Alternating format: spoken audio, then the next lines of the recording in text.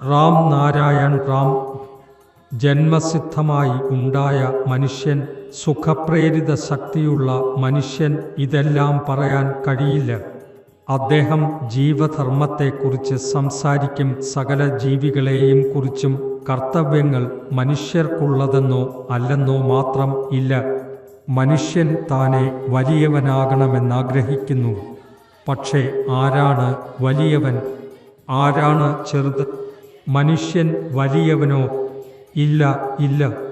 നിങ്ങളുടെ രാജ്യത്ത് ബയാപക്ഷി തങ്ങളുടെ കൂട് എങ്ങനെ നിർമ്മിക്കുന്നു എന്ന് നോക്കൂ.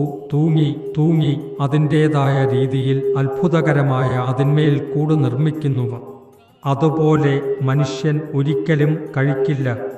അങ്ങനെ തന്നെ ഒരു നായ കുറ്റവാളിയെ പിടിച്ചു പോലീസിൻ്റെ പ്രതിഷ്ഠ രക്ഷിക്കുന്നു. അവിടെ മുഴുവൻ പോലീസ് പരാജയപ്പെടുന്നു. ആ നായയുടെ ശക്തി നേടാൻ 12 വർഷം വേണ്ടിവരും.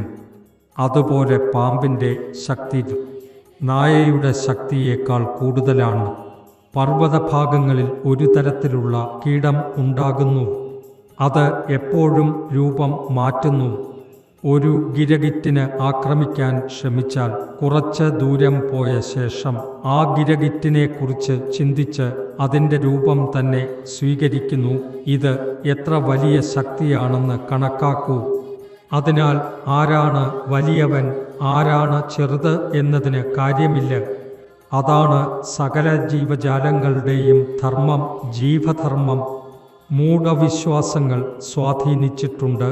അതിനാലാണ് മനുഷ്യൻ എല്ലായിടത്തും ജീവികളിൽ വലിയവനാണ് എന്ന് പറയുന്നത്. വിചാരങ്ങൾ പറക്കുന്നു. വേദഭാഷ്യങ്ങൾ വായിക്കപ്പെടണം.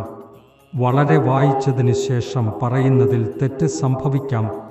വിവേകാനന്ദൻ്റെ പ്രസംഗം എന്താണെന്ന് എനിക്ക് അറിയില്ല. ഒരാൾ ആ പ്രസംഗം വായിച്ചു. ഞാൻ പറഞ്ഞു, ചിതറിക്കിടക്കുന്ന പ്രസംഗം. കാരണം അതത് ദേശത്ത് അവർ പറഞ്ഞത് ആ ദേശത്തിൻ്റെ ആത്മീയതയെ അറിയാതെ ആയിരുന്നു. എന്നാൽ ആ ദേശഭാഷയുടെ സ്വഭാവം, അതിൻ്റെ രീതിയും സ്വതോഭാവം പ്രസംഗത്തിൽ വരും. ഞാൻ നൽകുന്നത് യഥാർത്ഥമായതാണ്. ഞാൻ പുസ്തകം വായിച്ചു പറയുന്നില്ല. ഞാൻ ഇടനിലക്കാരനായി പറയുന്നുമില്ല.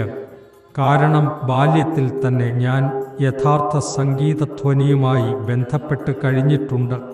ശ്രീകൃഷ്ണൻ അത്ഭുതങ്ങൾ കാട്ടിയപ്പോൾ ഋഷിമാരെ ആകർഷിച്ചു. അവർ പറഞ്ഞു, ഞങ്ങൾക്ക് ചോദ്യങ്ങൾക്ക് ഉത്തരം വേണം. നിങ്ങളുടെ അത്ഭുതങ്ങളിൽ ഞങ്ങൾ തൃപ്തരാണ്. പക്ഷേ അത്ഭുതങ്ങളുടെ മേൽ ആശ്രയിച്ചു ആരെയും ദൈവം എന്ന് വിളിക്കാനാവില്ല. ഋഷിമാർ ചോദ്യങ്ങൾ ചോദിച്ചു. ഉത്തരം കേട്ട ശേഷം പറഞ്ഞു, നല്ല ഉത്തരം. അവർ അംഗീകരിച്ചു. കൃഷ്ണന്റെ ഭാഷ്യത്തിൽ സംസ്കാരങ്ങളുടെ പ്രത്യക്ഷമായ അണുപകർച്ചയുണ്ട്.